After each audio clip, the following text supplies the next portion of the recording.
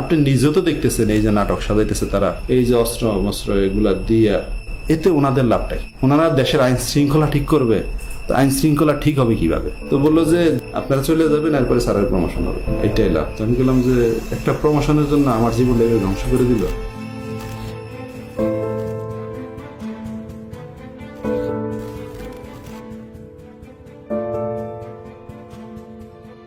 If we didn't have that commission, probably it will be just a storytelling. Nobody will believe, somebody will say yes, somebody will say no.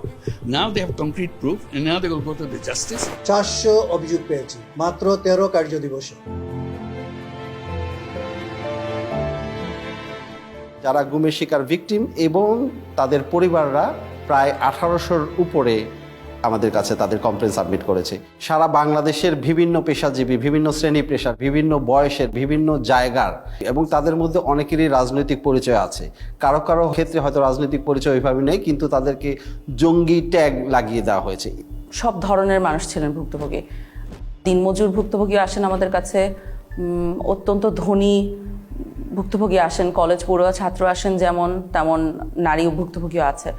এমনকি 10 বছরের কম বয়সী ভুক্তভোগীও আমাদের কাছে আসেন। আমি শুধু আমাদের মনে আছে যে আম্মু যখন বোরকা পরতো তখন আম্মুকে একটা কালো কালার টুপি পরাইতো আর একটা হাত করা পরাইতো। মাঝে মাঝে আমাকে নিয়ে যেত, তুই একদিন নিয়ে গেছে, বাকি সময় আমাকে রেখেই গেছে। গুমের সাথে আসলে বাংলাদেশের প্রত্যেকটা বাহিনী জড়িত বলা চলে। সেক্ষেত্রে প্রধানত আমরা যাদেরকে নাম নিতে পারি তাদের মধ্যে হচ্ছে rapid action battalion, Bangladesh police তো আছেই, detective branch of police, CTTC, DGFI, NSI, এগুলো প্রধানত তারা এই গুমের সাথে জড়িত ছিল। কমিশন গঠন হওয়ার পরে মানুষের যেমন প্রত্যাশা ছিল, আমরা নিজেরাও প্রত্যাশা করতাম, আমরা আশাবাদী ছিলাম যে সমস্ত ঘটনার পুঙ্খানুপুঙ্খ আমরা বের করব। এই যে একটা অপরাধ সংগঠিত হয়েছে, যে অপরাধটা স্বাভাবিক কোনো অপরাধ না, যে অপরাধটা একটা পরিকল্পনার ভিত্তিতে রাষ্ট্র কর্তৃক সংগঠিত হয়েছে।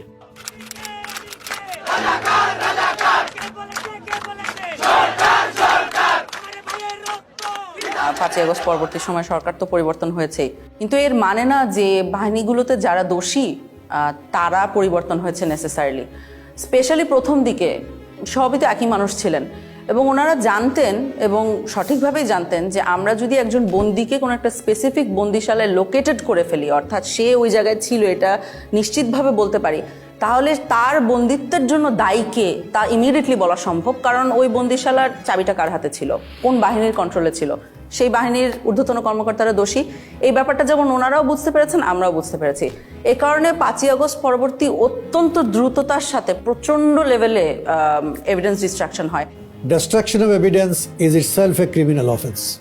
জাস্ট মনকে মন কাগজ পুরানো হয় সব জায়গায়। ডিজিএফআই বলেন, র্যাব ইন্টেলিজেন্স বলেন, এনএসআই বলেন, সব জায়গায় এভিডেন্স পুরানো হয়। তারপরে বিভিন্ন জায়গায় এই ধরনের পুরা এন্টায়ার বিল্ডিং এর স্ট্রাকচার পরিবর্তন করে ফেলা হয়।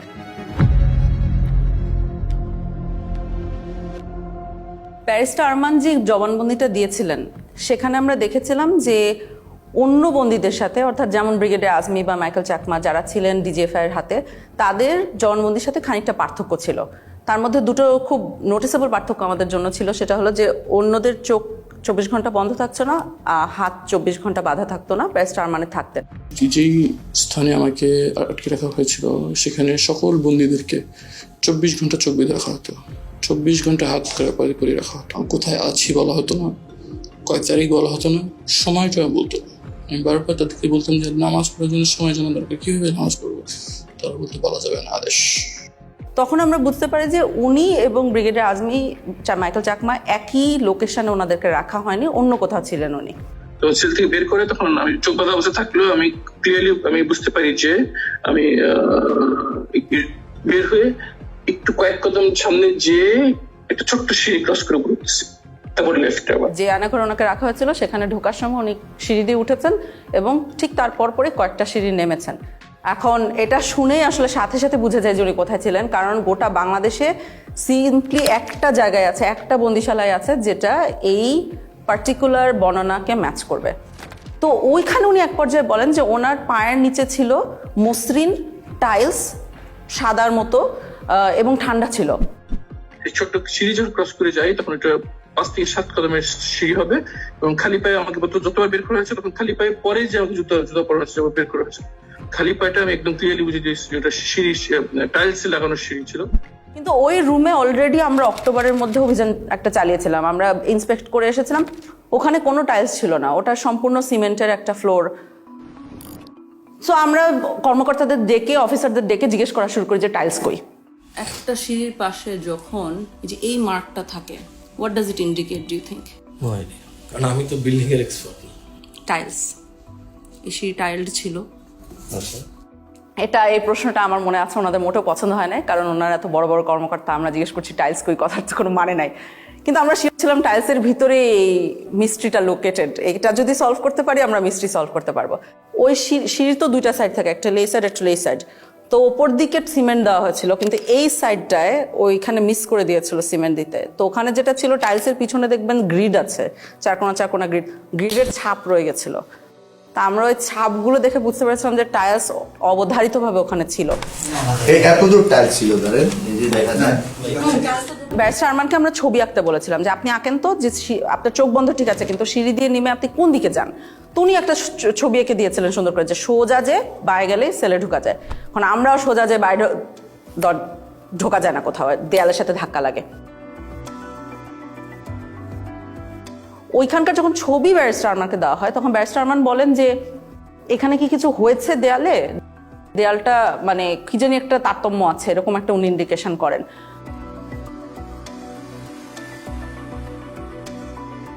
তখন আন্তর্জাতিক অপরাধ ট্রাইব্যুনাল আমাদের যে কলিগরা আছেন ওনাদের সাথে আমরা যোগাযোগ করে একটা ম্যাপ ওনাদেরকে এঁকে দেওয়া হয়। সেখানে বলা হয় যে এই দেয়ালটা মাপেন, আপনি ইন্টারনাল যে দৈর্ঘ্য এটা মাপেন, এন্ড দেন বাইরে যে ওই একই দেয়ালের এক্সটার্নাল দৈর্ঘ্য মাপেন। যদি 7 ফিটের উপরে পার্থক্য পান তাহলে বুঝবেন যে এইখানে কোনো একটা সেল আছে যেটা দেয়াল দিয়ে ঢেকে দেওয়া হয়েছে। তো ওনারা মাপেন, মেপে আমার মনে আছে যে আমাকে খুব এক্সাইটেডলি ফোন দিয়ে বলেছে যে 10 ফিটের উপরে জায়গা আছে যেটা খুঁজে পাওয়া যাচ্ছে না। আমি এখানে দুটো দরজা ছিল, এই দরজা দিয়ে আমরা ঠিক পারবো, যেটা আমরা চাই না সেটা হলো লিডার যে মাঝখানে যেগুলো কিছুতে আধা থাকলেন। তো ওই যে জায়গাগুলোতে একটু তারতম্য দেখা যাচ্ছিল দেয়ালে, সেই জায়গাগুলোতে ছোট ছোট ফুটা করা হয় এরকম হাতুড়ি দিয়ে পিটিয়ে। তো ওই ফুটার ভিতরে মাথা গলিয়ে দেখা যায় যে ঠিক ব্যারিস্টার আরমান যে বর্ণনাটা দিয়েছেন যে সেল, টাইলস, বাথরুম সব অক্ষত অবস্থায় আছে, ওরা জাস্ট নতুন দেয়াল বানিয়ে দিয়েছিল ওখানে। হ্যাঁ, আমরা ব্যারিস্টার আরমানের রুম পেয়ে গেছি। এখন টাইলস কতটুকু আছে, টাইলস গুলো কিন্তু যে করে হোক বাঁচাতে হবে, ঠিক আছে? উনি টাইলস চিনেন, যাতে কোনো টাইলস নাই না হয়ে যায়। ওই যে অ্যাকচুয়ালি ওরা এখান থেকে বের করে নেয় জিনিস, ওরা টাইলস গুলো এখান থেকে উঠায় ভিতরের স্টোর। 8 বছর এখানেই যাবে। I couldn't stay on night from the sun. They used to blindfold us and handcuff us. In the night, they used to handcuff us at the back. They wouldn't tell us where I was. They wouldn't tell us even time for prayers. Literally, it felt like I was buried alive. এরকম হতো যে 24 ঘন্টা চোখ বেঁধে হাত দিয়ে বসে রাখতো, উঁচু দিতেন না দিতেন। হুমাম কাদের আমাকে বলেছিলেন যে ওনার সেলের একটা অংশে উনি খোদাই করে এসেছিলেন ওনার নামের ইনিশিয়ালস গুলা। মেডিকেল সেলের ভিতরে ঢুকলে আপনি যদি ঘুরে যান, দরজা ফেস করেন, বাম পাশের কর্নার মাঝামাঝি জায়গাটার মধ্যে একদম কোনায় একটা ডেট লেখা আছে আর আমার ইনিশিয়ালস লেখা আছে, HQC লেখা আছে এবং ডেট লেখা আছে যেদিন আমাকে গুম করা হয়। তো আমি যখন ওখানে যাই এবং ওখানে খুঁজি ও যে রুমটা আমরা সন্দেহ করে ওনাকে রাখা হয়েছে, শিওর হবো কিভাবে যে ওই রুমে ওনাকে রাখা হয়েছে, কারণ ওই রুমটা রং টং করে ফেলা হয়েছিল অগাস্ট 5-এর পরে। তো একটা সাইড দেখে সন্দেহ হয়, তখন ওনাকে যে ওই সাইডটা দেখায় ভিডিও কলে যে এটা কি চেনা লাগছে কিনা, তখন উনি বলেন যে হ্যাঁ ওই ইনিশিয়ালটা খোদাই করে রেখেছে। তো আপনি যখন খোদাই করে রাখেন তার উপরে রং করে দিলেও খোদাইটা রয়ে যায়।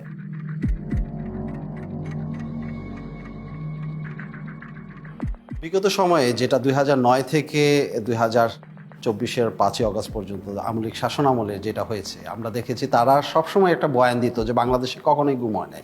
এটা শুধু শেখ হাসিনার মন্ত্রিসভায় অনেক মন্ত্রীরাই অহরহ বলেছেন এবং নিরাপত্তা বাহিনীর প্রধানরাও বলেছেন।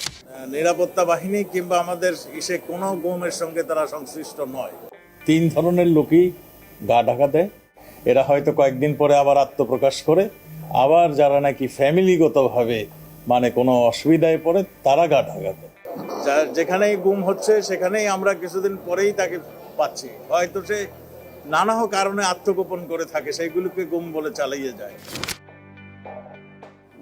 গুম বলে কিছু নাই, এরা সবাই লুকিয়ে যাচ্ছে, পালিয়ে যাচ্ছে, বউয়ের সাথে ঝগড়া করে দ্বিতীয় বিয়ে করেছে, ইত্যাদি ইত্যাদি, এই ধরনের বিভিন্ন ধরনের গল্প তারা বলেছে। গুম হওয়ার পরে যখন গুমের শিকার ব্যক্তির পরিবারের সদস্যরা থানায় যেতেন জিডি করার জন্য, যে তার স্বজনকে খুঁজে পাচ্ছে না বা হারিয়ে গেছে বা তুলে নিয়ে গেছে, এইটার ক্ষেত্রে যখন জুডি করতে যেতেন কোনো বাহিনীর কথা উল্লেখ করতেন, থানা থেকে তাদেরকে বিতাড়িত করা হতো। আমার জিডি আমার আপু, আম্মু, আমার স্ত্রী সবাই থেকে জিডি ওই এবং ওই বাড়িওয়ালারা তারা প্রথম থানাতে গেছিল, থানাতে জিডি নেয়নি। যদি কখনো মিসিং ডায়েরি নিত, সেক্ষেত্রে পুলিশ নিজেরা লিখে দিত যে সে বাড়ি থেকে বেরিয়েছে, এরপরে আর ফেরত আসে না। আর কখনো যদি কোনো বাহিনীর কথা উল্লেখ করতো, সে জিডি কখনো নিত না। এমনও হয়েছে যে বাহিনীর নাম উল্লেখও করে নাই, কিন্তু তারপরও জিডি নেয়নি, থানা থেকে তাদেরকে তাড়িয়ে দেওয়া হয়েছে। আমরা 250টা কেস ফিল্টার করেছিলাম আমাদের 1800-র মধ্যে থেকে, যে 250টা কেসের 3টে বৈশিষ্ট্য ছিল। 250টার কেসে আমরা সমসাময়িক প্রমাণ পাচ্ছি। কি প্রমাণ? যে তাকে যখন গুম করা হচ্ছে তখন তার হয় একটা মিডিয়া রিপোর্ট আছে, সমসাময়িক মিডিয়া রিপোর্ট আছে। তার যে নিখোঁজ হয়ে যাওয়া বা তাকে যে তুলে নিয়ে যাওয়া হয়েছিল, সেইটার জন্য একটা থানায় জিডি করা হয়েছে। কোনো কোনো ক্ষেত্রে তাদের পরিবারের মামলা করেছে। এবং এই লোকটা জীবিত আছে, অর্থাৎ সে আমাকে তার অন্তর্বর্তীকালীন পিরিয়ডে সে কোথায় ছিল এর বর্ণনা দিতে পারছে, যেটা আমরা কোনো না কোনো আয়নাঘরের সাথে ম্যাচ করতে পারছি। ওই এক সাইডে দিয়ে গ্রিলের দরজা ছিল, টয়লেটটা ছিল এই কর্নার, হ্যাঁ, যেদিকে কলমের মাথাটা রাখছিলেন, জি জি, এটার সামনে দিয়ে এমনি ওই যে অল্প একটু উঁচু দেয়াল ছিল। এটা কি শুধু সামনে ছিল না সাইডেও ছিল? না, শুধু সামনে ছিল, এক পাশ ছিল। দরজা ছিল ওই আপনার শিক লোহার। শুধু একটা দরজা না দুইটা দরজা? একটাই দরজা, একটা দরজা মানে দুইটা তালা দিত একটা দরজা। সিঁড়ি বয়ে আমাকে ওঠানো হয়, সিঁড়ি বয়ে ওঠানো হওয়ার পরে একটা সাদা ফ্লোরে আমার মানে সমান একটা ফ্লোরে রাখতে দেওয়া হয়, বুঝতে পারি টাইস খোপের মানে কাপড়ের দরজা ছিল। ওই খোপটা বেশি উঁচু ছিল না, আমার এতটুকু হবে প্রায় এতটুকু। আচ্ছা, আমি আপনাকে একটা ভিডিও দেখাই, দেখি চিনতে পারেন কিনা। জি জি, খোপে খোপ। এটা হচ্ছে সেই সবুজ কাপড়ের, হ্যাঁ সবুজ কাপড়, আমি তো বললাম আপনাকে মেকশিফট যে ফ্রেমটা। জি হ্যাঁ হ্যাঁ, ভেতরে একজন দাঁড়ায় আছে। হ্যাঁ আমি তো বললাম এই পর্যন্ত, আমি তো আগেই বললাম। আর ভেতরে শুয়ে থাকা যাবে। এবং তাকে যখন প্রডিউস করা হচ্ছে তখন তার বিরুদ্ধে একটা মামলা দিয়ে প্রডিউস করা হচ্ছে, অর্থাৎ কোনো একটা নিরাপত্তা বাহিনী মেনে নিচ্ছে যে তাদের হেফাজতে এই লোকটা আছে। প্রত্যেককেই কিন্তু একাধিক মামলায় দেওয়া হয়েছিল এবং অলমোস্ট সবার বিরুদ্ধেই জঙ্গি বিরোধী যে তকমাটা লাগানো হয়েছিল এবং সন্ত্রাস দমন আইনে মামলা দেওয়া হয়েছিল। এতে যেটা হচ্ছে যে এই কেসগুলো হয়ে গেছে সেসব কেস যেখানে দুই সাইডে প্রমাণ আছে। সে যখন নাই হয়ে যাচ্ছে সেটার সমসাময়িক প্রমাণ আছে, সে যখন রিঅ্যাপিয়ার করছে সমসাময়িক প্রমাণ আছে, এবং তার মধ্যবর্তী যে জায়গাটাতে ছিল সেটার বর্ণনা কোথাও ম্যাচ করা যাচ্ছে। অনেক ক্ষেত্রে দেখা যাচ্ছে একজন বন্দী আরেকজন বন্দীকে দেখছে বা তার গলার স্বর শুনতে পারছে বা তার পরিচয় জানতে পারছে গুম অবস্থায়, তখন তার একজন একজনের সাক্ষী হয়ে যাচ্ছে। এই দিক থেকে মানে দ্বিতীয় বা তৃতীয় নাম্বার ছেলে, একটা ছেলে ছিল, ও হচ্ছে যে একটু যতটুকু মনে হলো মানসিক সমস্যা ছিল, প্রচুর কান্নাকাটি করতো আর চুলটা পাল্টা বকা করতো। 16 বছরের ছেলে অনেক কান্নাকাটি করতো। তারপরে আমরা তাকে খুঁজে বের করেছি, পরবর্তীতে একটা সাইকেলের দোকানে সে কাজ করছিল এবং মানসিক ভারসাম্য লুজ করেছে। মনে রাখবেন ওই ছেলেটাকে আমরা কেন খুঁজে পেয়েছিলাম, কাজ তার চারপাশের বন্দিরা, 2 বছরের বন্দিরা আমাদেরকে এসে বারবার করে বলতো ওখানে একটা ছেলে অনেক কাঁদতো, আমাদের কেস সলভ করার আগে ওই ছেলেটাকে খুঁজে বের করেন, আমাদেরকে জানান ওই ছেলেটার কি হয়েছে, বেঁচে আছে কিনা। বেশ কয়েকজনকে পাই যারা সবাই রেকগনাইজ করতে পারছে যে ছেলেটা আছে, কিন্তু জানি না কোথায় আছে, জানি না কোথায় আছে, এইভাবে করে চলতে থাকে আনটিল একজন বলে। ওই ছেলেটাকে পরবর্তীতে আমি জেলে দেখছিলাম, তোর আবার হচ্ছে যে এরকম হাতে সবগুলো হাতে মোটামুটি ছিল, আপনার কেটে ফেললে বা নখ উঠাই ফেললে টাইপ এরকম থাকে না, ওই টাইপের মানে একদম ফাটা সবগুলো ছিল আর কি। তখন কাশিমপুর জেলের কোথায় দেখেছে, কাশিমপুর জেলে পাগলা সেলে দেখেছে। তখন আমরা পাগলা সেলের রেজিস্ট্রি বার করি। সমস্যা হয়েছে যে ওই সময় পাগলা সেলের রেজিস্ট্রি তো অনেকের নাম ছিল, আর এই ছেলের নাম আমাদের জানা ছিল না, তো আমাদের কিছুই লাভ হয় নাই। তো আরও একজন লোক এসেছিল একবার, একদম শেষে যার সাথে কথা হয়েছে, আমি জানি না তাকে কেন বলেছিলাম, ওনার আসলে জানার কথা ছিল না, উনি একই বাহিনীর হাতে ছিল না, উনি আরেকটা বাহিনীর হাত থেকে উনি কাশিমপুরে গিয়েছিলেন। তখন সে বলে আমি তাকে আরেকবার দেখেছি গত বছর। তখন আমরা বলি যে আপনি কি আবার খুঁজে বের করতে পারবেন কিনা দোকানটা। ভদ্রলোক খুবই ভালো, উনি আসলে খুঁজে বের করেন, বের করে তখন ওই ছেলে এবং ছেলের বাবাকে নিয়ে আসেন। থানা থেকে খবর আসলো, তখন ওখানে যে ওকে কেমন দেখেছেন? আমরা দুইটা এই ফায়ের নোক আর হাতের নোক ছিল না ওই সময়, দূরে থেকে দেখছি তো ছিলই না। একবার হঠাৎ দিয়েছিলাম, পরে করতে না বলতে পারি না। ওকে কি মানসিকভাবে সুস্থ মনে হচ্ছিল? না, মানসিকভাবে সুস্থ আসছিল না। ওইখানে আমরা যে ডক দেখছিলাম, মানে কথা আমি একটা জিজ্ঞেস আর একটা উত্তর দিছিল। আমি যে জিজ্ঞেস খাওয়া দাওয়া করছো, তুমি কোন সময় হয়েছো? এখন ছেলেটাকে যদি আপনি জিজ্ঞেস করেন যে তুমি কেমন ছিলে ওখানে, হ্যাঁ, ও কিন্তু দেখবেন ওর ওয়ে অফ কোপিং, এটা আমাদের কাছে লক্ষণীয়। যে কিছু মানুষ কোপ করছে আল্লাহকে স্মরণ করে, কিছু মানুষ পরিবারকে স্মরণ করে, ওর ওয়ে অফ কোপিং ছিল ভুলে যাওয়া। ও বলেছে আমার কিছু হয় নাই।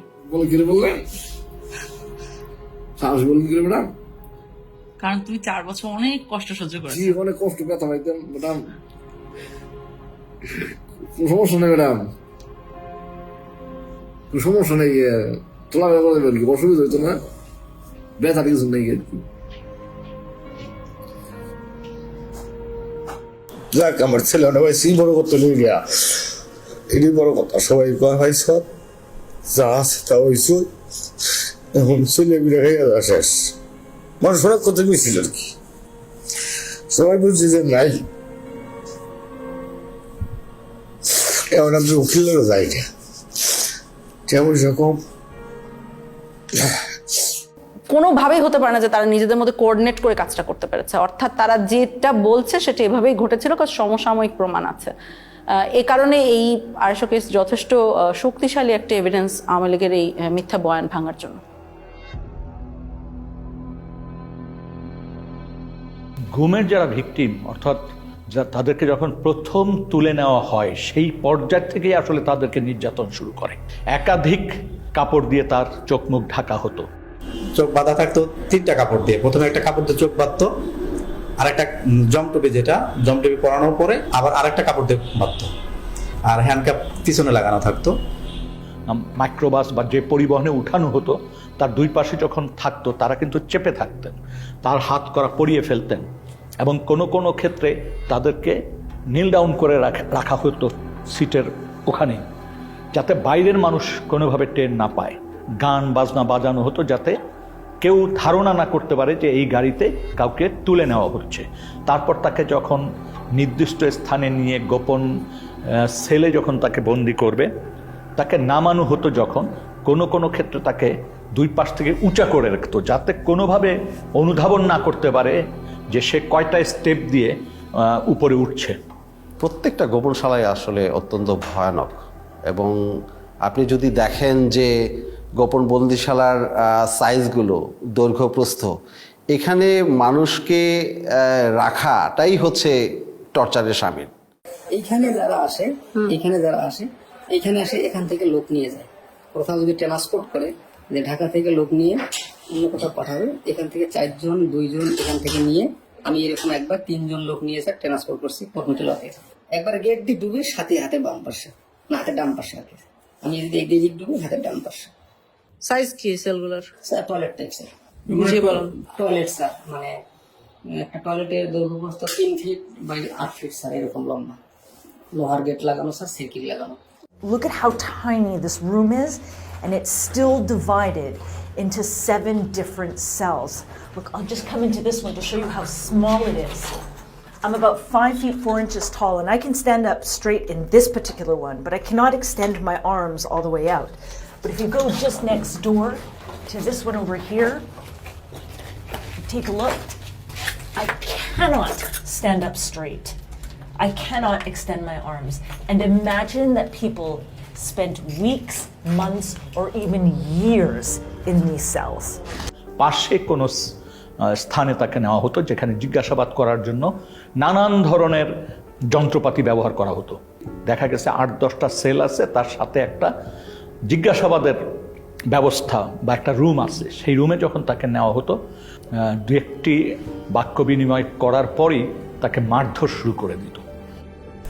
আর যখন মারতো, বেশি মারবে, তখন এই হাত পিছনে দিয়ে রাখতো, আর আমার এই কনুইগুলো, 2 হাঁটু, এগুলাতে খুব জোরে জোরে মারতো। এই মোটা পুলিশের হাতে যে মোটা লাঠিগুলো থাকে, এগুলো দিয়ে, এবং এক পর্যায়ে আমাকে বলল যে তোর হাড় থেকে মাংস আলাদা করে ফেলবো।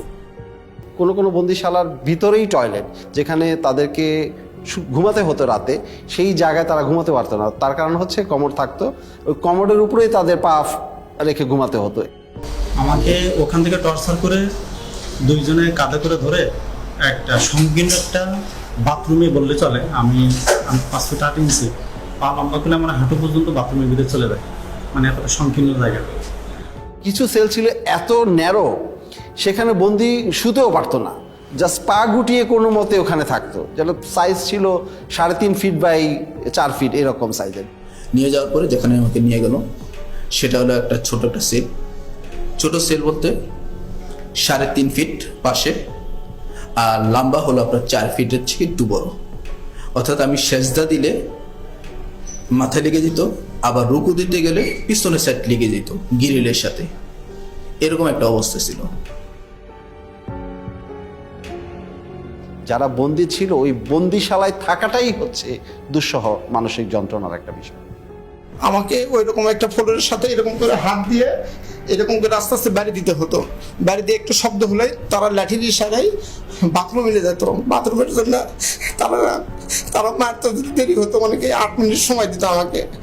8 মিনিটের বেশি হতো আমাকে বিলম্ব দিত, মারতো, আবার লাঠির ইশারা দিত, অনেক বকাবকি হতো।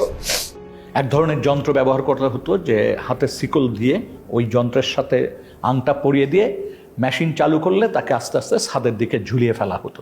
এই ঝুলন্ত অবস্থায় ঘন্টার পর ঘন্টা রাখার ঘটনা আমরা শুনেছি, এমনকি মানে 24 ঘন্টার কথাও আমরা অনেক ক্ষেত্রে পেয়েছি। আমাকে ওই ফ্যান লটকায় এরকম একটি এর মধ্যে গামছা দিয়ে এরকম প্রায় 15 দিনের মতো ঝুলিয়ে রাখছে। শুধু আমি টয়লেট এবং নামাজ এই দুইটা আর খাবার সময় আমাকে ছাড়া রাখতো, আর এইরকমভাবে সবসময় ঝুলিয়ে রাখছে। কোনো কোনো বন্দিকে হ্যান্ডকাপ পরিয়ে জানালার গ্রিলের সাথে বেঁধে রাখা হতো সার্বক্ষণে, এবং সে শুতেও পারতো না, ওইভাবে কোনো মতো বসে থাকতো। এই যে এর জানালার মধ্যে একটা হাতে এই পাশে ঝুলাই রাখছে আর একটা হাতে এই পাশে। এই 5 দিনের মধ্যে 3 দিন এইভাবে আমাকে লকআপের সঙ্গে ঝুলাই রাখা হয়। শুধু একটাই দোষ ছিল, আমি বলছি আমি নিকাব খুলবো না, আমি পর্দা করি। যেখানে হ্যান্ডকাপ পরা হয়েছে সেখানে কেটে গেছে, রক্ত পড়েছে, তারপরও কিন্তু তাকে নামানো হয়নি, বরং ওখানে পিটানো হতো এবং নানান কথা জিজ্ঞাসাবাদ করা হতো। এই ওনাদের নাম জিজ্ঞেস করতেছে, এর মধ্যে আমাকে কি করলো, পানি ঢাললো, মুখে গামছা দিয়ে পানি ঢাললো। কোথায় আছে বল, কোথায় আছে বল, কোথায়, মানে আমাকে মানে একটা সেকেন্ডের সময় দিতে আসে। আমি বলতেছি মুখের মধ্যে ভিজা কাপড় দিয়া প্রায় 2-3 মিনিটের মতো পানি ঢালতো, আর ওই সময় দেখা যায় আমি প্রায় সময় অজ্ঞান হয়ে যেতাম, আর মুখ দিয়া খুব লোট টোট ইত্যাদি এগুলো বের হইতো, তারপরও তারা হাসাহাসি করতো। কোনো কোনো ক্ষেত্রে তাকে চেয়ারে বসানো হতো। চেয়ার আবার 2 ধরনের ছিল। এক ধরনের চেয়ার ছিল যেটা কাঠের ফ্রেম, মানে কাঠের চেয়ার, সেখানে ইলেকট্রিক শক দেওয়ার ব্যবস্থা থাকতো। তো চেয়ারে বসিয়ে ইলেকট্রিক শক দেওয়ার যন্ত্র সাথে সংযোগ স্থাপন করে দিত শরীরে, কখনো কানে, কখনো নখে, কখনো পায়ে, এইভাবে দেওয়া হতো। আমার কানের লতার মধ্যে লাগাইছিল ওই যে কি ওইটা ওই যে কি ইলেকট্রিক ওটা বলতে পারবো না, কিন্তু মনে হলো যে ঠাডা পড়ে মাথা আমাদের সুইচ দেওয়ার লাগলে মনে ঠাডা বললো। অনেক ক্ষেত্রে জিজ্ঞাসাবাদের সময় বালতিতে পানি রেখে প্রস্রাব করতে বলা হতো। কারেন্টের শর্ট দিয়েছে, একটা বালতি দিছে, বালতির মধ্যে পানি ছিল, পেশাব করতে দিচ্ছে, অনেক পানি খাওয়ানোর পরে পেশাব করতে দিচ্ছে। পেশাব করার সময় কারেন্টের শর্ট লাগে, পানির মধ্যে যখন পেশাব করে তখন কারেন্টের শর্ট লাগে। বেশ কিছু টর্চার ইনস্ট্রুমেন্ট যেগুলো ধ্বংস করে ফেলা হয়েছে, তার মধ্যে একটা আমরা শুনেছি ছিল যে একটা বালতির মতো, ওটার ভিতরে পা রেখে দিলে আস্তে আস্তে পানি গরম হতো, তখন যথেষ্ট ব্যথা লাগতো। একটা ইনস্ট্রুমেন্ট ছিল যেটা আপনাকে যদি বেঁধে দেওয়া হয় তাহলে ওটা ঘড়ির কাঁটার মতো ঘোরাতে পারতো, 360 ডিগ্রিজ ঘুরতো। র্যাবের কাছে ঘোরে যে চেয়ারগুলো, এগুলো পেয়েছি। স্বাভাবিক একটা চেয়ারে বসানোর পরে আমাকে ওই হুইল চেয়ারের মতো যেমন পা রাখা যায় ওরকম পাদানি আছে, পাদানের উপরে পা রাখার পরে পা থেকে মাথা পর্যন্ত অনেকগুলো বেল লাগায়। তো পা এইগুলো যখন করছে তখন আমাকে কিছুক্ষণ ঘোরানো হয়েছে। একটা পেয়েছি আমরা কিন্তু ময়লার আবর্জনার ভিতরে, মানে ওটাকে ফেলে দেওয়ার জন্যই রাখা হয়েছিল, আমরা যে ওইখানে খুঁজে খুঁজে বের করে এনেছি। কোনো কোনো ক্ষেত্রে নখকে বিচ্ছিন্ন করে ফেলা হতো। কোনো কোনো ক্ষেত্রে সুই ঢুকানো হতো এবং কারো কারো ক্ষেত্রে সম্পূর্ণ উলঙ্গ করে ঝুলিয়ে রাখা হতো। মাথা নিচে দিক পা উপর দিক দিয়ে ঝুলে, আর আমার শরীরে কোনো পোশাক রাখে নাই তখন, একেবারে উইদাউট ড্রেস। তারপরে এলো পতারে আমাকে দুইজনে একসঙ্গে পিড়াতে থাকে।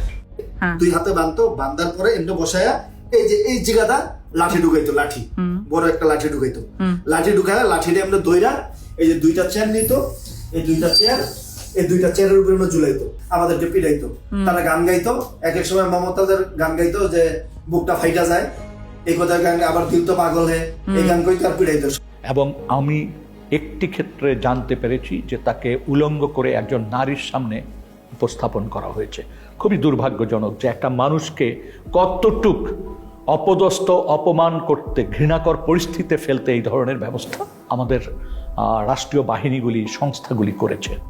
আমাকে উলঙ্গ করে আমার লজ্জাস্থানে ইট বাইদা প্রায় 1 থেকে 1.5 ঘন্টা আমাকে এরকম একটা অবস্থায় রাখছে। তো যতই কষ্ট হয় মানে তারা খুব হাসাহাসি করে। যেমন একটা বন্দির ক্ষেত্রে আমরা জানতে পেরেছি যে ওই বন্দিটার গায়ের ওড়না টেনে নিয়ে গেছে কোনো একজন সিকিউরিটি ফোর্সের সদস্য, এবং তাকে বলা হচ্ছে তুই তো একসময় খুব পর্দা করতিস, হ্যাঁ ইসলামিস্ট, তোকে দেখ এখন কেমন লাগে, এইভাবে তুচ্ছ-তাচ্ছিল্য করা হয়েছে। বন্দির মাসিকের সময় যা প্যাড দেওয়ার কথা, ওইটা প্যাড দিয়ে ওটা নিয়ে খুব হাসাহাসি করতো। ওইটা খুবই তার জন্য একটা লজ্জাজনক বিষয় হয়েছিল যে সবার সম্মুখে অনেক হাসাহাসি করছে। এই বিষয়টা খুবই পীড়াদায়ক। মানে আমার পিরিয়ডের ডেট ছিল অনেক লেটে, এই পরিমাণ টর্চার করার আমি এত পরিমাণ মানে অসুস্থ হয়ে যায়, সাথে সাথে আমার পিরিয়ড হয়ে যায়। তারপর ওনাদেরকে বলি যে আমার তো প্যাড লাগবে, পরে এটা নিয়ে অনেক হাসাহাসি করে ওরা। মাসের পর মাস 2 দিন 4 দিন গ্যাপ দিয়ে কাউকে কাউকে প্রতিনিয়ত এই ধরনের জিজ্ঞাসাবাদের মধ্য দিয়ে যেতে হয়েছে, মাসের পর মাস, বছরের পর বছর। ওরা কি করলো, আমাকে শোয়াইলো, এই শোয়াইয়েই 2 জন আমার বুকে উপরে পাড়া দিয়া ধরলো, আর পিছনে হাতটা এইভাবে বাঁধলো, পা 2টা এইভাবে বাঁধলো, বাঁধে পায়ের নিচে বাজ দিল একটা, আর উপরে একটা বাজ দিল, আর হাত যেটা বাঁধছে হাতের নিচে এই দিকে একটা বাজ দিয়েছে। আমি তো ফ্লোরের মধ্যে শোয়া, এই পাশের উপরে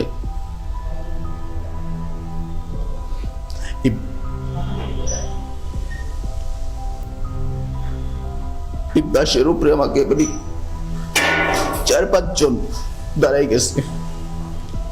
তখন আমার মানে ভিতর থেকে মানে আমি আর কোনো কিছু বলতে পারতেছি না,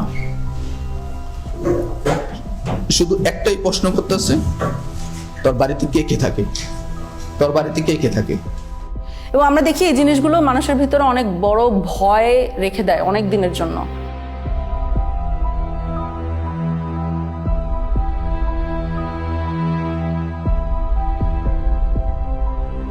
আমাদের অনেক ভুক্তভোগী হায়েস গাড়িকে ভয় পায়, কারণ তাকে হঠাৎ করে রাস্তার মধ্যে থেকে টেনে হায়েস গাড়িতে উঠানো হয়েছে। আমাদের অনেক ভুক্তভোগী এসি রুমকে ভয় পায়, কারণ এসি রুমে, টর্চার রুমগুলোতে এসি থাকতো, কারণ আই সাপোজ অফিসাররা যখন এগুলো করতেন ওনারা ঘামতে চাইতেন না। গানটা সাউন্ড আসতোই, মানে ঠিক থাকতে পারতাম না, আর শুধু চিৎকার সাউন্ড আসতো।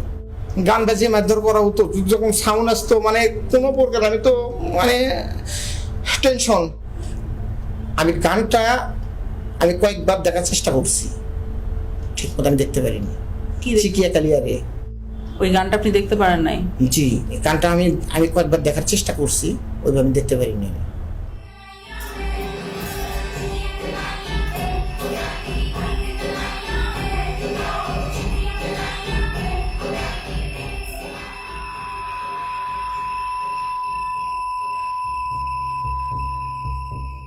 প্রসাবের জন্য আমরা এরকম বাইরেতে হইতো ফ্লোরে, এখানে টাক দিলে আমরা আসবো। প্রসাবে ধরছে মিউজিক ছেড়ে দিছি, ওই আওয়াজও তাদের কাছে পৌঁছায় না, মিউজিকের সাথে তো ওটা হারায় যায়, ওই সাউন্ড তো আর পাবে না। এরকম কিছু প্রসাব পায়খানা করে দিয়েছে আমার সামনে, আবার এটা আমরাই পরিষ্কার করতেছি, তারা দিয়ে যে করে তারা দিয়ে পরিষ্কার করে। সে আল্লাহর কাছে বলতে যে আল্লাহ আমার মেরে ফেললেই ভালো, এই কষ্ট দেওয়ার দরকার কি। এই মানুষগুলো কিন্তু যারা বেরিয়ে এসছেন জীবন নিয়ে, তারা কিন্তু এটা ভুলতে পারেন নাই। তারা এখনো গভীর রাতে ঘুম ভেঙে যায়, তাদের চিৎকার করেন, এই ট্রমার থেকে কিন্তু এখনো বেরিয়ে আসেনি। বাথরুমে একটা নতুন লাক্স সাবান ছিল। হ্যাঁ, এখন ওই লাক্স সাবানের স্মেল আসলে আমার মাথায় কাজ করে না। আমি লাক্স সাবানের ওই স্মেলটা যদি কেউ আমার সঙ্গে গোল করবে, আমার আমি ভিতরে অস্থিরতা চলে আসে, আতঙ্কগ্রস্ত হয়ে যায়। আর শুধু যে তারা বেরিয়ে আসে নাই তা না, এই সমাজটাও কিন্তু এক ধরনের ভীতিকর ভয়ার্ত পরিবেশের মধ্যে একটা ভয় সমাজের ভিতর কিন্তু প্রবাহিত। আওয়ামী লীগের শাসন আমলে আমরা যেটা দেখেছি মূলত হচ্ছে বিরোধী রাজনৈতিক দলকে দমন করার জন্য এই গুমকে একটা হাতিয়ার হিসেবে ব্যবহার করা হয়েছে, এবং সেক্ষেত্রে তাদের প্রধান টার্গেট ছিল বিএনপি, জামাতে ইসলামী এবং ইসলামী ছাত্র শিবিরের নেতাকর্মীরা। সরকারের বিরুদ্ধে যখন জনমত তৈরি হয়ে যেত, সরকারের বিরুদ্ধে যখন মানুষ প্রশ্ন করা শুরু করত, যখন সংঘবদ্ধ আন্দোলনের চেষ্টা হতো, বিরোধী দল বিরোধী মত যখন সংগঠিতভাবে ঐক্যবদ্ধভাবে কোনো বিষয়কে প্রোটেস্ট করতে চাইতো, তখনই এই নির্যাতনের মাত্রা বেড়ে যেত, মানুষের ঠিয়ানার সংখ্যা বেড়ে যেত। এবং আমরা যেটা দেখেছি যে প্রত্যেকটা জাতীয় নির্বাচনের আগে গুমের সংখ্যা অস্বাভাবিকভাবে বেড়ে যেত। এটা আমরা দেখেছি 2014 নির্বাচনের আগে, অর্থাৎ 2013 পিরিয়ডে, এবং 2018 সময় 2017-18, এবং 2024 নির্বাচনের ঠিক আগে 2023 শেষের দিকে এবং 24 শুরুর দিকে। In her second term as Prime Minister, security forces were locking up opposition figures without trial. Among them, a popular official with the Bangladesh Nationalist Party, Sajidul Islam Sumon. In December 2013, eyewitnesses say he and 5 friends were taken by authorities and never seen again. কেন নিল? কি দোষ আমার ছেলের? আমার ছেলে নাই, আমি কি করবো পয়সা থেকে? এটা আমরা সন্ত্রাস বিরোধী ট্রাইব্যুনালেও দেখতাম যে অস্বাভাবিকভাবে মামলার সংখ্যাটা বেড়ে যাচ্ছে, এবং সেখানে মূল আসামি হিসেবে যাদেরকে দেখা হতো তারা হচ্ছে তৎকালীন বিরোধী রাজনৈতিক দলের নেতাকর্মী। মিডিয়াকে আইনশৃঙ্খলা রক্ষাকারী বাহিনী, র্যাব, ডিজিএফআই, বিভিন্ন গোয়েন্দা সংস্থা তাদের মতো করে ব্যবহার করেছে। তারা যেই ধরনের গল্প বানিয়ে দিবে সেই গল্পটাই যাতে প্রচার করা হয়, এবং মিডিয়া সেটা প্রচার করত নির্দ্বিধায়।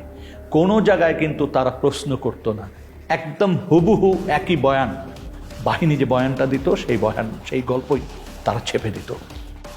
যখন একজন গুম হচ্ছে, দের আর ওয়ান অফ টু থিংস যেটা হতে পারে, একটা হলো তাকে মেরে ফেলা হবে বা তাকে বাঁচিয়ে রাখা হবে।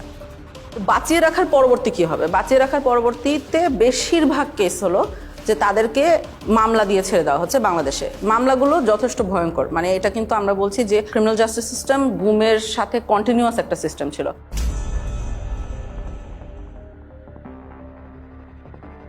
ছাড়ার জিনিসটাকে সেটাকে লিগ্যালাইজ করার জন্য, অর্থাৎ তাকে একটা বেআইনি কাস্টডির থেকে একটা আইনি কাস্টডিতে নেওয়ার জন্য একটা মামলা মোকদ্দমা দরকার।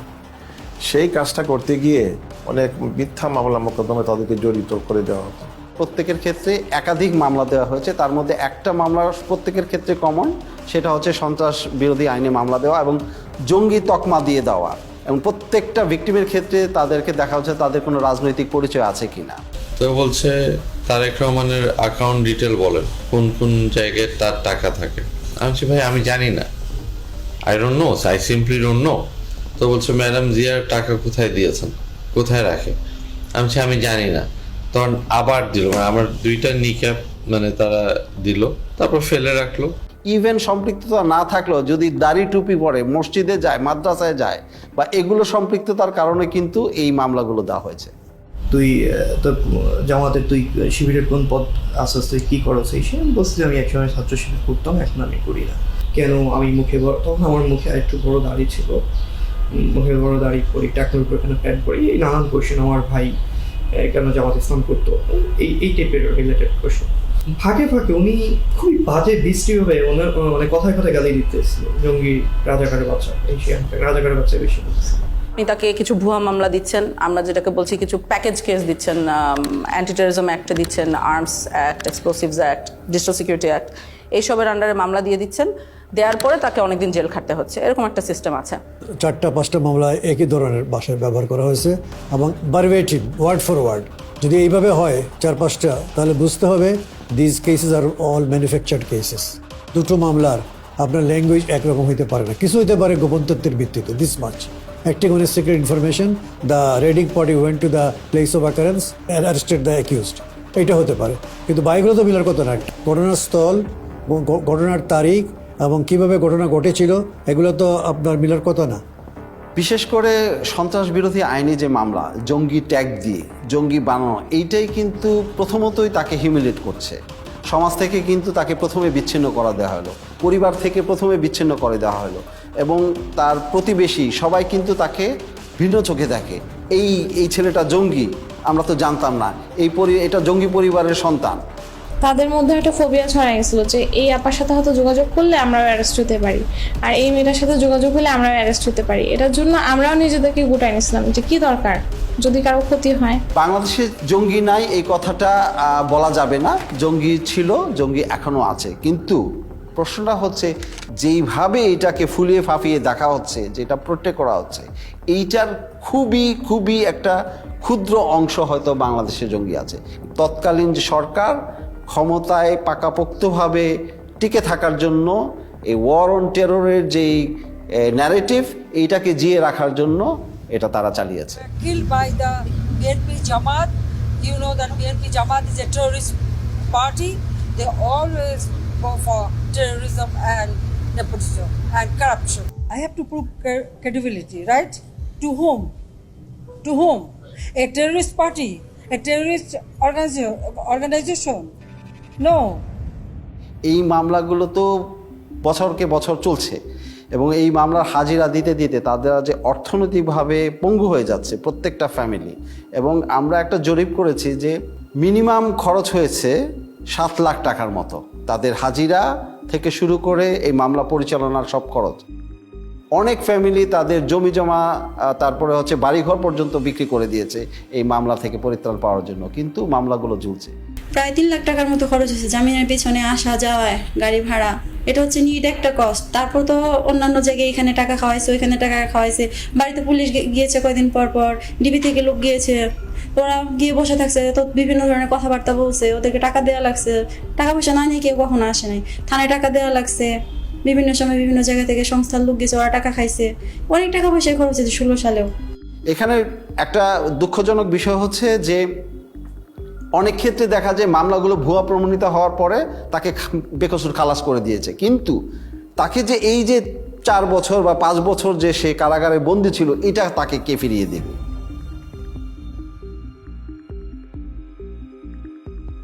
এখন ভুয়া মামলা দিয়ে এগুলোর পক্ষে তো তাদেরকে এখন প্রমাণাদি জোগাড় করতে হবে, প্রমাণাদি পাবে কোত্থেকে? হ্যাঁ, এটা একটা তো তাদের জন্য সমস্যা। তো ওখানে একটা বেশ well developed systematic torture regime ছিল আসলে। এই টর্চার করে কনফেশন আদায় করা হতো, স্বীকারোক্তি আদায় করা হতো। আমাকে লাস্ট এটাই চাইতেছে আব্দুল মুমিন আমি স্বীকার করতাম, মানে আপনার পরিচয় বদলানো। হ্যাঁ, পরিচয় বলতাম। তো আমি আব্দুল মুমিন স্বীকার করে নিছি। করে নেওয়ার পরে এই যে এখন বাসজলা দিয়ে লাস্টে বলতেছে তোর নাম আব্দুল মুমিন, আর তোর বাপ যদি জিজ্ঞেস করে, কোথাও জিজ্ঞেস করে বলবি যে আমি বাবার সাথে রাগ করে তাবলিগে চলে গেছিলাম, তাবলিগের কিছু জিনিসপত্র আছে এই ব্যাগের মধ্যে, এই ব্যাগটা নিয়ে তুই চলে যাবি, ওরা ছেড়ে দিয়ে আসো।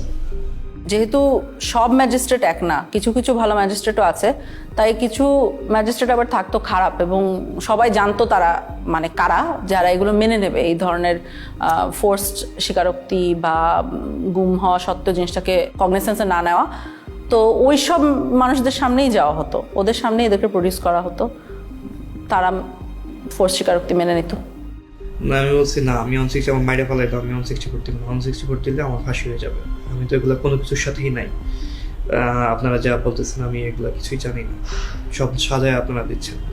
তখন আমারও ওই আয়ু বলতেছে, ওই প্রথম দিন আমাকে যখন, এটা আপনাকে কি বলবো, মানে প্রথম দিন আমাকে যখন ওয়াটার বোর্ডিং দিয়েছে, তখন আমার মানে আমি প্রসব করে দিয়েছিল আর কি। তো ওই জিনিসটা ও আবার আমাকে রিমাইন্ড করে দিচ্ছে যে তোরে যে মনে নাই, তোরে যে তুই যে প্রসব করে দিয়েছিস রিসেন্টলি মেয়েদের লগে, আজকে কিন্তু আবার সেইভাবে মাইর দিলাম। টানায় পিড়ামো, কিন্তু তুই যা বলি সেইভাবে কর।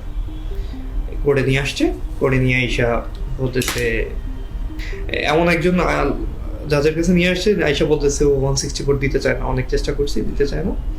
পরে বলে যে আবার সেই কোর্টের যে জাজ বলতেছে ও এখনো দাঁড়ায় আছে কিভাবে, এটারে কেমন 164 দেয় না, এটা তো দাঁড়ায় আছে, সুস্থ আছে, 164 দেওয়ার জন্য কিছু মশলাপাতি খরচ করতে হবে না।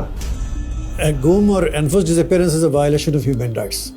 So the judges as a whole should be sensitized about the human rights, about the various human rights instruments and the violation of those human rights. Magistrate সাহেব উনি ডাক দিয়ে বললেন যে আপনাদের আসামি তো করতেছে না, কি বলে বালকরূপের স্বীকারোক্তি দিচ্ছে না। একটা এগ্রিজিয়াস কেস আমাকে যেটা খুব ডিস্টার্ব করেছে সেটা হলো যে সে আমাকে বর্ণনা করছিল যে ম্যাজিস্ট্রেটকে যে বলেছে যে প্লিজ আমি এতদিন গুম ছিলাম, আমি আসলে এটার সাথে জড়িত না। হ্যাঁ, অনেক সাহস করে এটা সে ম্যাজিস্ট্রেটকে বলেছিল। ম্যাজিস্ট্রেট তখন যে পুলিশ সাথে নিয়ে গিয়েছিল, পুলিশকে ডেকে বলেছে এই যে দেখেন কি বলছে, তখন তাকে বাইরে নিয়ে যাওয়া হয়। সিএম কোর্টের বারান্দায়, এটা সময় 8তলা বা 9তলায় কিছু আমাকে মারধর করলো। আমার এখানে সময় দাগ আছে মনে হয়, এটা ওরা আমাকে মাথাটা ধরে স্যার ওই গ্রিলের মধ্যে এটাতে বাড়ি মারতে ধরছে, তখন আমার হাতে হ্যান্ডকাপ ছিল, তাই আমি মাথাটা বাঁচানোর জন্য আমি এটা যখন আনছি তখন আমার এখানে পড়ছে, তাই আমি নিচে ফেলে পাড়াইলো, কিছুক্ষণ মারলো, অনেক চিৎকার চেঁচামেচি করতেছিলাম, কারণ আমি হচ্ছে কেউ তো আসলো, যখন চিৎকার চেঁচামেচি করতেছি তখন ম্যাজিস্ট্রেট আবার আয়কে ডাকে পাঠাইছে যে এত আওয়াজ করতেছেন কেন। আর মানে কি বলবো, এটা অবিশ্বাস্য বিষয়, আমি প্রশাসনকে কাছ থেকে দেখছি আর আমি অবাক হয়েছি যে আসলে পুরোটাই একটা system. Most of the judges were at the beck and call of the high command of the then ruling party.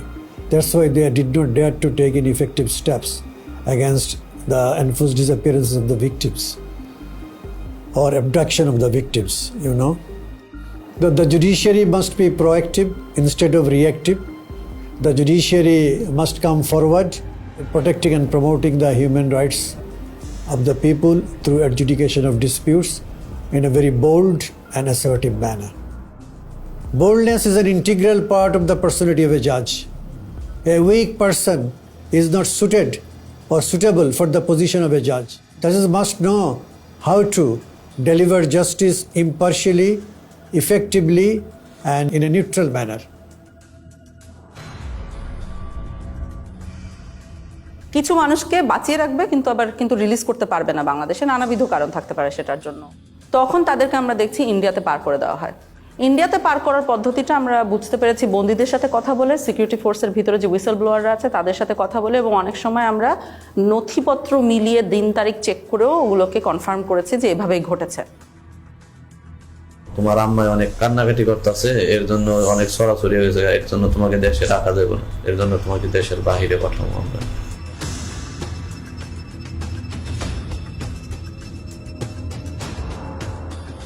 নদী পার করাইলো, নদী পার করানোর পরে তারপরে কাঁটাতারের একটা বেড়া আছে,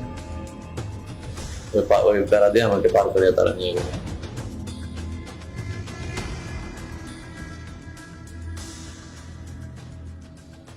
ওইখানে নিয়ে 2টা লোক আইছিল হুমরাই করে, বললো তোর পার করে দেব, তারপরে তুই ওই জায়গায় কতদিন থাকবি, আবার আমরা তো আবার ব্যাগ নিয়ে আসবো। ইন্ডিয়াতে নিয়ে যাওয়া হতো, আমাদের বাহিনী নিয়ে যেত 300-400 মিটার ইনটু দ্য বর্ডার, নিয়ে যে ওই বাহিনীর হাতে হ্যান্ড ওভার দিত। একটা বিশেষ ক্ষেত্রে আমরা দেখেছি যেখানে বন্দি এক্সচেঞ্জ হয়েছিল।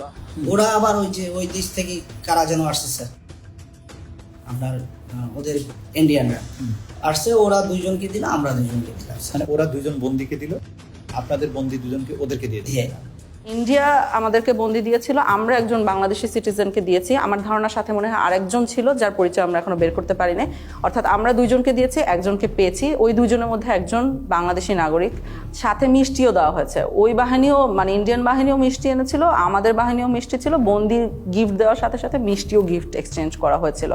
এটা আমাকে নিরাপত্তা বাহিনীর যারা ওখানে জড়িত ছিল তারাও বলেছেন, বন্দি নিজেও চোখে দেখেছে এই ঘটনাটা ঘটতে। ইন্ডিয়াতে নেয়ার পরবর্তী কি হতো বন্দিদের আমরা সবসময় জানি না, অর্থাৎ কাদের কথা জানি না, আমরা জানি না ওখানে কাউকে মেরে ফেলা হতো কিনা, কারণ যারা মারা গেছেন তাদের খবর আমাদের পক্ষে বের করা এখনো পসিবল হয়নি। যাদেরকে হ্যান্ড ওভার করলো ওদেরকে নিয়ে আবার কি করলেন? ওদেরকে নিয়ে স্যার রাস্তায় 2জনকে স্যার ক্রস ফায়ার দিয়ে ফেলাই দিয়ে আসছে। তবে এটা অবশ্যই হতো যে ইন্ডিয়াতে যারা বাঁচিয়ে রাখা হতো ইন্ডিয়াতে তাদেরকে মামলা দেওয়া হতো, মানে অর্থাৎ ইন্ডিয়ান লিগ্যাল সিস্টেমের ভিতরে তাদেরকে ঢুকিয়ে দেওয়া হতো। সো আনপাসপোর্ট মামলা বলবে, অর্থাৎ ট্রেসপাসিং এর জন্য কেস দেওয়া হতো। তখন ওনারা ইন্ডিয়াতে জেল খাটতেন, জেল খাটা পরবর্তীতে আবার ওনাদেরকে বাংলাদেশে পুশিন করা হতো। ভারতের কারাগারে যদি কেউ থাকে সেটার জন্য আমরা বাংলাদেশি বন্দী যারা আছে তাদের তালিকা চেয়েছি পররাষ্ট্র মন্ত্রণালয়ের মাধ্যমে ইন্ডিয়ান অথরিটিকে। কিন্তু সেক্ষেত্রে যে সমস্যাটা দেখা গেছে যে তালিকাটা দিয়েছে সেটা অসম্পূর্ণ, এবং আমরা যেই পিরিয়ডের তালিকা চেয়েছিলাম অর্থাৎ 2009 সাল থেকে 2024 সালের 5ই অগস্ট পর্যন্ত সেটা তালিকা পায়নি। এই সম্পৃক্ততাটা ইন্ডিয়া এবং বাংলাদেশের যে ইল্লিগাল একটা সম্পর্ক, এটা আসলে খুবই ট্র্যাজিক, কারণ এরকম হওয়ার কথা না, হওয়া উচিত না, এবং আমাদের দেশের সার্বভৌমত্বের প্রশ্ন অবশ্যই চলে আসে, কিন্তু হয়েছে, গত 16 বছর এটা হয়েছে। এবং কারো কারো ক্ষেত্রে চরম পরিণতিটা হয়ে গেছে, যেটা আমরা বিভিন্নভাবে জানতে পেরেছি, এবং অনেকে আমাদের কাছে ইতিমধ্যে এই কথাগুলো বলেছেন। এর মধ্যে একটা বড় অংশ আছে যাদেরকে বেশ কিছুদিন জিজ্ঞাসাবাদ করার পরে অথবা কয়েকদিন জিজ্ঞাসাবাদ করার পরেই সিদ্ধান্ত নেওয়া হয়েছে তাদেরকে হত্যা করা হবে। যখন একজনকে মেরে ফেলার সিদ্ধান্ত হতো তখন কাজটা ওরা, যেহেতু ওনারা ট্রেন্ড অফিসার্স, যথেষ্ট এফিশিয়েন্টলি করতো আমরা বলতে পারি। একজন মানুষকে কখনো কখনো মোরগ বলা হতো, কখনো কখনো প্যাকেট বলা হতো, কখনো কখনো সাবজেক্ট বলা হতো। ঊর্ধ্বতন অনেক অফিসার আছেন যারা মিড লেভেলে ছিলেন বা যারা গোয়েন্দা সংস্থাগুলি পরিচালনা করতেন, তাদের নির্দেশনায়, তাদের উপস্থিতিতে এই মানুষদেরকে নিয়ে যাওয়া হতো মাইক্রোবাসে করে। টঙ্গীর থেকে রওনা দেওয়ার পর যতগুলি ব্রিজ আছে প্রায় প্রতিটি ব্রিজের গোড়াতেই নিয়ে নতুন যারা অফিসার সংযুক্ত হতেন র্যাবে বা র্যাব ইন্টেলে, তাদেরকে বলা হতো দুজন একজন মোরগ নামাও বা প্যাকেট নামাও, গুলি করো।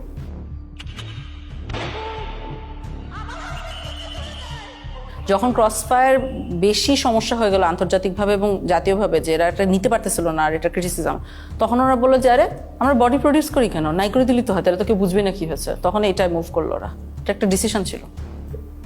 একটা জিনিস খুব স্পষ্ট যে এই ঘটনাগুলি ঘটানো হতো, হত্যাকাণ্ডগুলি করা হতো। প্রথম দিকে কিছু লাশ রাস্তাঘাটে পাওয়া যেত, ফেলে যেত, তো কিছুদিন আগে উঠিয়ে নিয়েছিল কারা জন্য। তারপর যখন সন্দেহ হলো যে এটা আইন শৃঙ্খলা রক্ষাকারী বাহিনী বা কোনো গোয়েন্দা সংস্থা, যখন এই জিনিসগুলি মানুষের ভিতর কানাঘুষা হতে থাকলো, তখন কিন্তু আর রাস্তাঘাটে লাশ ফেলতো না। একটা বেশ কমন মেথড ছিল যেটা গোটা দেশে ব্যবহার করা হতো, সেটা হলো নৌকায় নিয়ে যে গুলি করে মেরে ফেলা। এরপরে যখন যাওয়া শুরু হলো, আমরা ইয়েতে যাওয়ার পরে উনি ডেস্টিনেশনটা আগে থেকে বলেন না কোথায় যাবে, সাউথের দিকে যাবে। তো যাওয়ার পরে তারপরে বললো যে স্লো ডাউন, যখন স্লো ডাউন বললে তখনই বুঝি যে একদম প্রক্রিয়া শুরু হবে।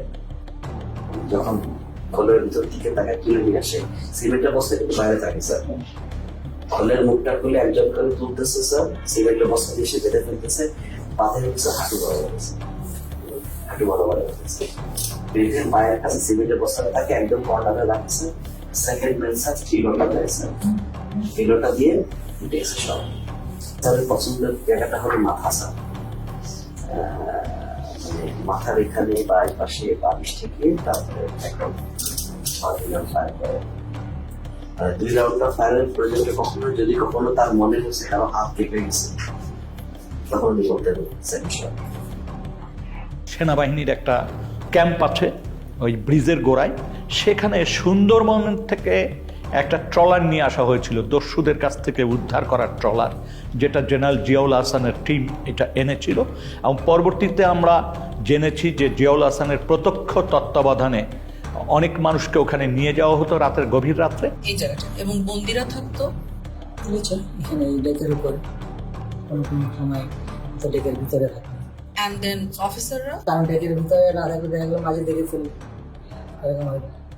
সবই এখানে বা কেউ এখানে থাকতো। And then এখানে এনে শুট করে এখান থেকে ফেলে দিবে, ওখান থেকে পেট ফাটতেছে ওখানে কুইক অ্যাকশন। তো গুলি করে মেরে ফেলার পরে পেটটা চিরে দেওয়া হতো এবং বডির সাথে সিমেন্টের বস্তা বেঁধে দেওয়া হতো বা ইটের বস্তা, যাতে ওনাদেরকে যখন ধাক্কা মেরে নদীতে ফেলে দেওয়া হচ্ছে তখন তারা ডুবে যেতেন। হচ্ছে গিয়ে এখানে যাওয়ার পরে এই যে মানুষটাকে শোয়ালেন, যাওয়ার পরে বাঁধার পরে তারপরে আপনার গুলি করে ফেলাই দেওয়া হয়। এদিকে বাঁধার রশিটা রেডি থাকে, ওইদিকে সিমেন্টের বস্তার সাথে রশি বাঁধা রেডি, যেমন রশি বাঁধার থেকে সিমেন্টের বস্তা খুলে না যায়, খুলে না যায়। তারপরে বাকি রশিটা এখন এটা কোমরের সাথে দিয়ে বাঁধা সবচেয়ে সহজ, that of any other places of the whole body. এখানে গুলি করে লোয়ার পোর্শন ধরে ফেলে দিল। কে ফেললো? জিয়া তো গুলি করলো, এখন জিয়েই ফেললো না সাথে আরো যে লোক ছিল তার কে ফেললো এটা আমার খেয়াল নেই, এখান থেকে করে ফেলে দিল। তবে বেশ কিছু ক্ষেত্রে লাশ ভেসে উঠেছে। আমি এর ধরনের কেস দেখেছি যেখানে লাশ ভেসে উঠছে বুলেট উন্ড কপালে এবং গায়ে সিমেন্টের বস্তাটা কোনো কারণে একটা ছেড়ে গিয়েছে, অন্যটা রয়ে গেছে, এরকম অবস্থায় উঠছে। নারায়ণগঞ্জের 7 খুনের যে হত্যাকাণ্ড এবং তার লাশ লুকিয়ে ফেলার যে প্যাটার্ন, এই প্যাটার্নের সাথে অনেক অংশে মিলে যায়। এরকম নানাবিধ মারার আসলে টেকনিক ছিল, বিভিন্ন বর্ণনা থেকে আমরা পাই। কোনো কোনো ক্ষেত্রে বিষ প্রয়োগ করেও হত্যা করা হয়েছে, ইনজেকশন দিয়ে মারা হতো। এটার বর্ণনা পেয়েছি আমরা যারা এটা নিজে চোখে দেখেছে।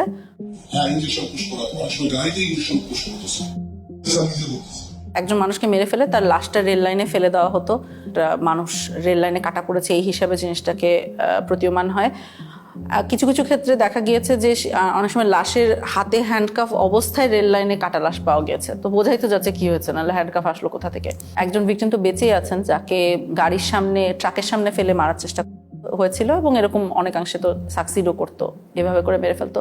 ওই আবদুল্লাহপুর আশুলিয়া রোড যেটা, সেখানে নিয়ে যায়, নিয়ে যাওয়ার পরে উনি অন্যদেরকে নেমে যেতে বলে। নামার পরে আমাকে যে কানে কানে বলতেছে, ভাইজান আমাকে ক্ষমা করে দিয়েন, দেখেন আপনাকে তো চলন্ত গাড়ির সামনে ফেলে দেওয়ার জন্য বলা হয়েছে।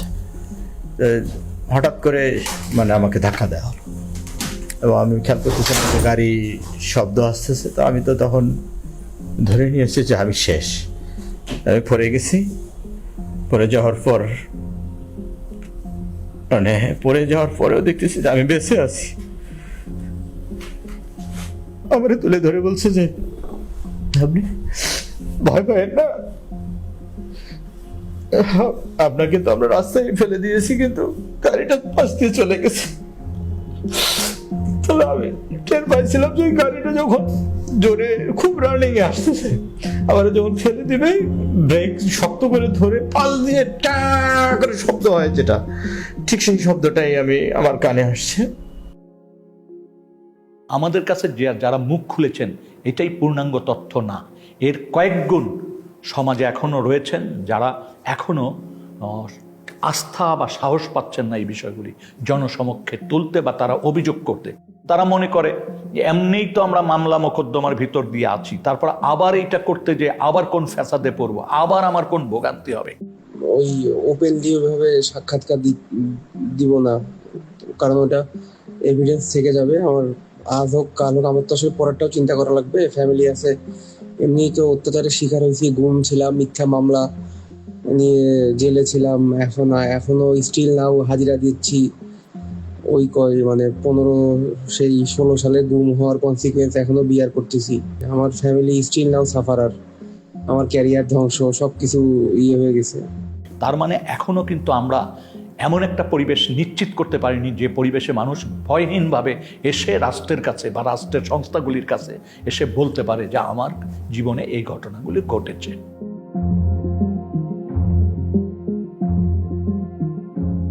অন্ততপক্ষে গুম কমিশন যাদের ক্ষেত্রে মনে করেছে যে হয়রানিগুলোর থেকে তাদের পরিত্রাণ পাওয়া উচিত, গুম কমিশন থেকে আমরা পরীক্ষা নিরীক্ষা করছি এবং এই ধরনের একটা তালিকাও প্রস্তুত করা হচ্ছে এবং ফলস কেসগুলো যাতে দ্রুত নিষ্পত্তি করে, গুম হওয়া ব্যক্তি ছাড়া পাওয়ার পরও হয়রানির শিকার না হয় এবং এই আদালতের আইনি ব্যবস্থাকে যাতে কেউ আর অ্যাবিউজ করতে না পারে।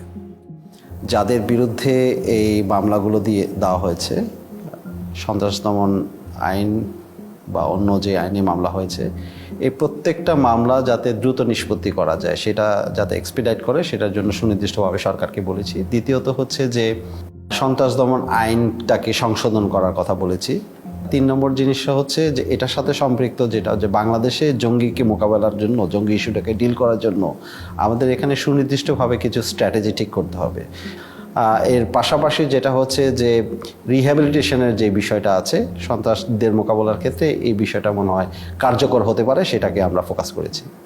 গুম হওয়া এবং কেউ মারা যাওয়ার মধ্যে একটা বিস্তর ফারাক আছে। সেটা হলো কেউ যখন মারা যায় তখন তার সম্পত্তি ভাগ হয়ে যায়, একটা ডেথ সার্টিফিকেট আসে, সম্পত্তি ভাগ হয়ে যায়, একটা ক্লোজার আসে। কিন্তু কেউ যখন গুম হয়, যেহেতু সে মারা গিয়েছে এই কথাটা বলতে পারা যায় না, কারণ আমরা আসলে জানি না সে মারা গেছে কিনা, তখন কিন্তু কোনো ডেথ সার্টিফিকেট ইস্যু করা যায় না।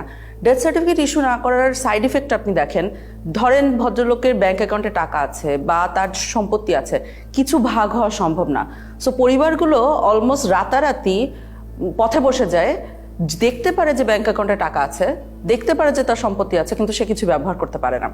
সেই জন্য আমরা বর্তমান প্রচলিত আইনের বাহিরে আমরা মনে করি যে এমন একটা আইন করা দরকার, যে আইনে কিছু ওভাররাইডিং ক্লজ থাকবে, যে দেশের প্রচলিত আইনের বাহিরে গিয়েও তাদেরকে যাতে একটা আইনগত সুযোগ দেওয়া যায়। যখন একজন মারা যান তখন তার বউ বিধবা হয়ে যান, এটার একটা প্রসেস আছে। কিন্তু যখন একজন গুম হন তখন তার বউ, উনি কি বিধবা না সধবা? কারণ আমরা উত্তরটা জানি না। ভদ্রলোক বেঁচে আছে কি মারা গেছে এটা আমরা বুঝতে পারছি না। এই যে বিশাল সমস্যাগুলো পরিবারগুলোর মধ্যে মানে সৃষ্টি হয়, সেগুলোর কোনো সমাধান তারা পায় না। এবং গত 16 বছর ধরে হাজারে হাজারে পরিবার বাংলাদেশে এই সমস্যাটা ফেস করে আসছে।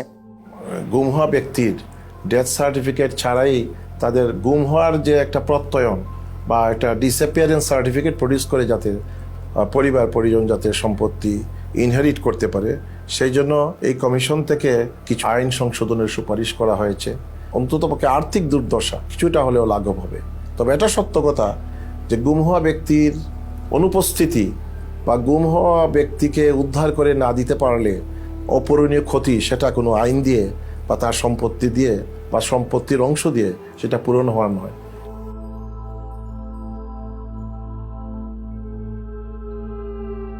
আমরা যদি আমাকে জিজ্ঞেস করেন, আমি মনে করি আমরা আশানুরূপ জায়গায় পৌঁছাতে পেরেছি। কিন্তু তারপরও বলবো, এত সংখ্যা এবং এত গভীরে এই অপরাধ সংগঠিত হয়েছে, এটার জন্য সময় একটা বড় ফ্যাক্টর। সেই বাহিনীর সদস্যরা যারা এই অপরাধের সাথে যুক্ত ছিল, তারা কিন্তু তাদের একটা বড় অংশ কিন্তু এখনো এই কাঠামোগুলিতে অবস্থান করছেন। তারপরে যাদেরকে চিহ্নিত করা গিয়েছিল প্রাথমিকভাবে, তারা কিন্তু পালিয়ে গেছেন। গুম ও বিচার বহির্ভূত হত্যাকাণ্ডের সঙ্গে সংশ্লিষ্টতার কারণে আইন শৃঙ্খলা বাহিনীর 42 কর্মকর্তার পাসপোর্ট বাতিল করা হয়। জানুয়ারি মাসে এদের বেশ কয়েকজনের বিরুদ্ধে গ্রেফতারি পরোয়ানাও জারি করে আন্তর্জাতিক অপরাধ ট্রাইব্যুনাল। যখন অ্যারেস্ট ওয়ারেন্ট বের হয় তখন কিন্তু তারা অনেকেই দেশে ছিলেন, কিন্তু পাসপোর্ট না থাকা সত্ত্বেও ওয়ারেন্ট বের হওয়ার পরপরই অনেক ঊর্ধ্বতন কর্মকর্তারা দেশ ছেড়ে পালিয়ে যায়। পালিয়ে যাওয়ার পরবর্তীতে এগুলোর এন্ড রেজাল্ট কি হবে? তো ধরেন আপনি বাংলাদেশ থেকে পালাচ্ছেন, মোস্ট লাইকলি আপনাকে ইন্ডিয়া যেতে হবে, কারণ ল্যান্ড বর্ডার আমাদের এসেনশিয়ালি ইন্ডিয়ার সাথে মায়ানমারের যুদ্ধ হচ্ছে, সো ওনারা এদিকেই যাবেন। কারণ আপনি যদি দেশের একজন গোয়েন্দা বাহিনীর প্রধান হয়ে থাকেন, কয়েকজন মিলে আপনি ইন্ডিয়াতে গেলেন, ইন্ডিয়া কি করবে ফার্স্টে? ইন্ডিয়া যেটা করবে হলো আপনাকে বসে আপনাকে ইন্টারোগেট করবে। এখন আপনি চিন্তা করেন যে বাংলাদেশের সকল সেন্সিটিভ তথ্য যাদের ভিতরে আছে তাদেরকে আমরা এসেনশিয়ালি ওনাদের হাতে তুলে দিচ্ছি, বা ওনারা ওনাদের হাতে নিজেরা সোপর্দ হচ্ছেন। এই যে এত বছর যারা গুম খুনের সাথে জড়িত ছিলেন, তারা তো আমরা যেটা বলছি অনেকেই বাহিনীগুলোতে আছে। ওনারা কি চাইবেন? ওনারা চাইবেন ভবিষ্যতে ওনাদের এই অপরাধগুলো যাতে রিভিলড না হয়। এখন আমরা তাদের অপরাধের কথা জানি আর না জানি, আমরা ধরে নিতে পারি এখন যে আমাদের শত্রুপক্ষের গোয়েন্দা বাহিনীগুলো ডেফিনেটলি জানে। তাহলে ভবিষ্যতে তাকে ব্ল্যাকমেল করতে কি লাগবে? শুধু বলতে হবে, তুমি যদি না করো এই কাজটা, তাহলে কিন্তু আমি তোমার পূর্ববর্তী গুম খুনের কথা আমি কিন্তু তোমার বউকে বলে দিব, খুব বেশি যেতে হবে, বা সোশ্যাল মিডিয়ায় ফাঁস করে দিব। তখন কি হবে? আপনি নিরাপত্তা বাহিনীগুলোর ভিতরে স্তরে স্তরে মানুষ রাখছেন যারা ব্ল্যাকমেইলের ক্ষেত্রে ভালনারেবল। আপনি যদি জিনিসগুলোকে সামনে নিয়ে আসেন, যে জিনিসটা আপনি লুকিয়ে রাখছেন না, সেটা দিয়ে কিন্তু আপনাকে ব্ল্যাকমেল করা যায় না। তো আপনি জিনিসগুলো সামনে নিয়ে আসেন, আপনি গুম কমিশনের সাথে কথা বলে ফেলেন, তাহলে এই সমস্যাগুলো কিন্তু চলে যায়। এই অপশনটা না নেওয়াটা আমার কাছে বোকামি মনে হচ্ছে এবং দেশ বিরোধী একটা কাজ মনে হচ্ছে। এই প্রসেসের পিকে প্রাইম মিনিস্টার্স অফিস, অনেক সময় ওনার পক্ষ থেকে ডিফেন্স অ্যাডভাইজার ছিল, তো উনিও মাঝে মাঝে ইন্টারফেয়ার করতেন, কথা বলতেন, আদেশ নির্দেশও দিতেন। So out of the way I went to PM and requested হার যে সালাউদ্দিন কাদের চৌধুরীর ফাঁসি হয়ে গেছে, তার ছেলেটাকে এটা করা হয়েছে, এটা খুব এটা দেখা উচিত। আমাদের ফ্যামিলিটা খুব broken and his relatives have request. আমি নিজে প্রিয়ামকে বলেছি, আমার সাথে মানে আমি 2বার ওনাকে বলেছি, এটা আমার নিশ্চিত মনে আছে। এবং her response was ছেড়ে দিব না, ছেড়ে দিব না, মানে আমি দেখি কি করা যায়। অ্যাডভাইজারকে তুমি বলছো, আমি বলছি। এবং ওনার কি ক্ষমতা ছিল তখন ওটাকে সমাধান করার? অর্থাৎ ধরেন উনি চাইলে কেউ বের করে দিতে পারতো? পিএম চাইলে হবে না, মানে এটা উনি যা চাইবে তাই হবে। সম্ভাব্য যারা অভিযুক্ত তাদের কারো কারোর সাথে কথা বলার পর যে জিনিসটা পরিষ্কার একটা অবয়ব দাঁড়িয়েছে, সেটা হচ্ছে এই ধরনের ঘটনার সিদ্ধান্ত নেয়ার ক্ষেত্রে যিনি নীতি নির্ধারকদের সর্বোচ্চ জায়গায় অবস্থান করছেন, তৎকালীন প্রধানমন্ত্রী শেখ হাসিনা, তৎকালীন সামরিক উপদেষ্টা তারেক সিদ্দিকী এবং বাহিনীগুলির প্রধান এবং ইন্টেলিজেন্স যে এজেন্সি উইং আছে তার প্রধানদের সমন্বিত নির্দেশনার বাইরে বা কমান্ড স্ট্রাকচারের সর্বোচ্চ পর্যায়ের নির্দেশনার বাইরে এই ধরনের ঘটনা দিনের পর দিন, মাসের পর মাস, বছরের পর বছর ঘটার কোনো সুযোগ নাই। সুতরাং তৎকালীন প্রধানমন্ত্রী শেখ হাসিনার এই দায় এড়ানোর সুযোগ নাই।